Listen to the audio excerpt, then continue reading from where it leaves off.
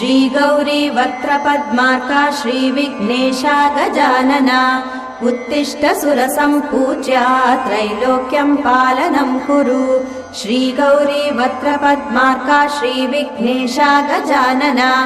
उत्तिष्ठ सुरसम्पूज्या त्रैलोक्यं पालनं कुरु उत्तिष्ठोत्तिष्ठ हेरम्बा उत्तिष्ठ गणनायका उत्तिष्ठ करुणापूर्णा भक्तानां भाग्यदायका उत्तिष्ठोत्तिष्ठ हेरम्बा उत्तिष्ठ गणनायका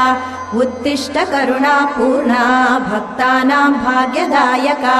श्रीयाकुवाहन शिवात्मज दिव्यगात्रा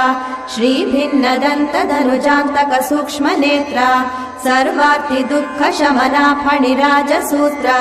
देवा गणेश्वर विभो तव सुप्रभातम्।